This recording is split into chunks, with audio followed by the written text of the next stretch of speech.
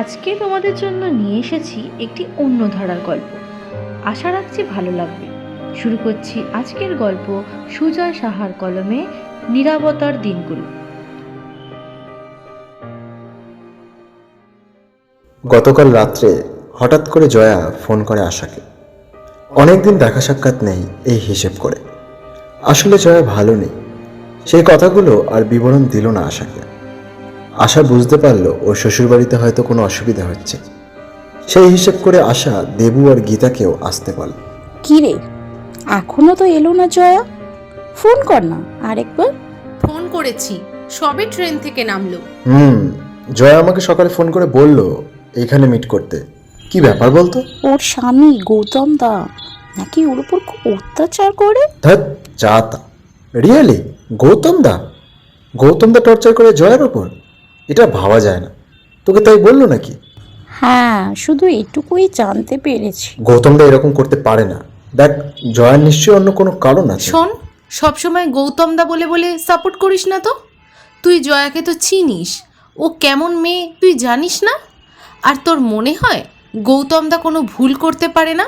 সব জয়ারই তো। না, আমি আসলে তা বলতে চাইনি। এইবার সুর বদলালো তো। যা শুনেছিস পুরোটাই তোর কল্পনা। ওই তো জয়া চলে এসেছে। কি রে, এ কি অবস্থা তোর? এ কি চেহারা হয়েছে তোর? একটু জল খাওয়াবি কি আমায়? গীতা হাত বাড়িয়ে জলের বোতলটা দিয়ে বলে। এই নে। আর ইশারায় দেবুকে বলে, বুঝতে পারলি তো আমি কি বলছিলাম এতক্ষণ? দেবু এইবার বলে ওঠে, এই জয়া, এই তুমি ভালো নেই ওইখানে? হ্যাঁ হ্যাঁ, ভালো ভালো আছি। তোমার গানের কোচিং ক্লাস কেমন চলছে? ভালো, কিন্তু তুমি এখন একটু বসো, এদিকে ছাওয়াতে বসো। এদিকে বসবো? মাথা কেমন যেন ঘোরাচ্ছে। জয়া, জয়া। এই জয়া, জয়া মা আমার।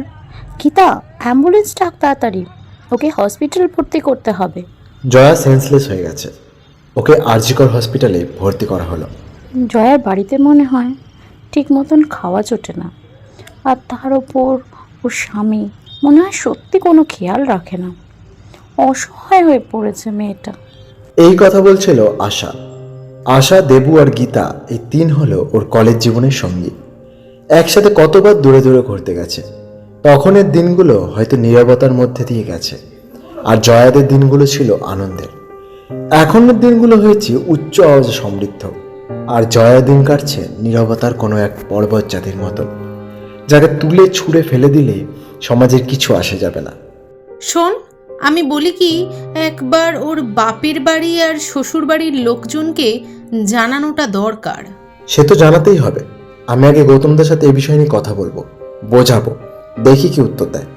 আজকে অনেক প্রশ্নের উত্তর নিয়ে তবেই ওকে ছাড়বো। আমার মাথাটা গরম হয়ে যাচ্ছে। যদি বেগরবাই দেখি, আমি তো আমাকে চিনি, সামনে রাখতে পারবো না, গায়ে হাত না তুলে দিই। সবার আগে এটা খেয়াল করিস, ও কিন্তু কারোর ঘরের বউ। আর জয়া যখন জানতে পারবে তখন ওর মনের অবস্থাটা কিরকম হবে বুঝতে পারছিস? আমি সবই বুঝতে পারছি, কিন্তু তা বলে মীমাংসা করবো না। হ্যাঁ, আমাদের এটাই ভালো হবে, মীমাংসা করা, ঝামেলা করা নয়। তুই কি বলিস আশা? হ্যাঁ, তা ঠিক। তবে দেবু ভুল কিছু বলেনি। চোখের সামনে জয়ার এই অবস্থাটা জাস্ট নিতে পারছি না। দেবু কল করে দিয়েছে গৌতমকে। মিনিট খানিকের মধ্যে গৌতম এসে পড়লো হসপিটালে। ওর প্রথম কথাই হলো, সামনেই তো অ্যাপেলো হাসপাতাল ছিল, ওইখানে নিয়ে যেতে পারলি না তোরা? তার আরো সামনে শ্মশান আছে, একটু দেরি করলে ওখানেও নিয়ে যাওয়া যেত। ইডিয়েট কোথাকার, অপদার্থ সব। আহ দেবু, কি হচ্ছেটা কি? গৌতম দা, একবার ডাক্তারের সাথে কথা বলে এসো, আর জয়কে দেখে এসো। গৌতম আর দাঁড়ালো না, হনহন করে হাঁটতে হাঁটতে চলে গেল। দেবু, এখন অনেক সময় আছে বলার, বোকার মতন কাজ করিস না। আমি কি করবো বল? কিরকম কথা বলছে শুনতে পেলি না? ও, আমি একবার বাবলুকে বলে দিই, স্টুডেন্টগুলো চলে আসবে আজ, এখানে বেশ কিছু সময় লাগবে। হ্যালো বাবলু, বলছি শোন না বাবু, আজ আর রিহার্সালটা করাবো না। হ্যাঁ, একটু ঝামেলায় পড়ে গেছি। না, তোদের আসতে হবে না। তোমাকে যেটুকু বললাম ওইটুকুই করো, বেশি মাথা লাগাতে হবে না, ঠিক আছে? এই চল যাওয়া যাক। আশা, গীতা আর দেবু এগিয়ে চলল ডক্টর চেম্বারের দিকে। আর ওইখানেই রয়েছে গৌতম। ডাক্তার ডাক্তার কি বললো গৌতম দা? ওই যা বলে, তোরা ভাবছিস আমি কিরকম হয়ে গেছি না? মাথাটা কাজ করছে না বেশ কয়েক মাস ধরে। মাঝে মাঝে মনে হয় সুইসাইড করে নি। জয়াকে জানিস তো, আমি দিন রাত অপমান করেই চলি। বাইরের রাগ ভেতরের কাউকে দিতে থাকলে সেটা খারাপই হয়। জয়ার মধ্যে সেই ক্ষমতা ছিল, কিন্তু একটা মানুষের ধৈর্য শক্তির সীমা আছে। ওই বা কতদিন সহ্য করবে? শরীর খারাপ হতে শুরু করে। আমি আমি আমি আমি পাগল হয়ে গেছি। আমি আমি উন্মাদ হয়ে গেছি। আমি তো এই জয়াকে ঘরের বউ করে আনিনি বল। চোখে মুখে লাবণ্য, ও হাসলে পরে যেন মনে হতো বসন্ত এসে গেছে। খুব শান্তি পেতাম। কিন্তু আমি আমি আমি নিজেই যে অশান্ত হয়ে গেছি। তারপর দিনের পর দিন মেয়েটাকে আমি টর্চার করেই যাচ্ছি। না না না না, তাই বলে আমি গায়ে কখনো হাত দিইনি। মুখেই কত কি বলা যায়। আমাকে আমাকে ক্ষমা করা যায় না, যায় না রে ভাই, যায় না। নীরবে সবাই ওর কথাগুলো শুনছিল এতক্ষণ। আইসিইউতে ভর্তি হয়েছে বলেই গৌতমের মধ্যে এত চিন্তার কারণ হয়ে দাঁড়িয়েছে। হয়তো এমনটাও হতে পারে, জয়ার যদি কিছু হয়ে যায় গৌতমকে না কাঠগড়ে দাঁড়াতে হয়। জয়া এমনিতেই খুব শান্ত প্রকৃতির মেয়ে, এছাড়া সংসার খুব সামনে রাখে। ওর সব কিছুই গোছানো, পরিপাটি করে রাখা। তিল তিল করে গড়ে ওঠা জয়ার সংসারের অবস্থা নদীর জলের জোয়ারের মতো। মা থেকে শাশুড়ি মা সবাই জয়ার কাজের উপর নিপুণ ভরসাপ্রদ। তখন গৌতমের কাজের পরিধি অতটা বড় ছিল না। সামান্য 6,500 টাকার বেতনে কাজ করত। তার মধ্যেই জয়ার প্রেমে পড়া, ওকে বিয়ে করে ঘরে নিয়ে আসা। নিয়ম মতো ছোট করে বিয়ের আয়োজন করেছিল গৌতম। করোনার সময় বেতন কিছু বাড়েনি। তখন জয়া যেভাবে সংসার চালিয়েছে তাতে করে আচ্ছা আচ্ছা ঘরের লোকেরাও হিমশিম খেয়ে যাবার মতন। করোনা চলে গেলে গৌতমের দিক পরিবর্তন হতে থাকে। ওর কঠোর পরিশ্রম যেন এবার ভগবান মুখ তুলে তাকিয়েছে। প্রথমে অ্যাসিস্ট্যান্ট ম্যানেজার, তারপর বছর গড়তে না গড়তে ম্যানেজার। আর ম্যানেজার হওয়ার পরই ওর স্বভাবের পরিবর্তন হতে থাকে। প্রথমে তো, এই জয়া দেখো, তোমার জন্য এই ড্রেসটা কিনে এনেছি। তোমার এখন এসব কেনার কোনো দরকার ছিল?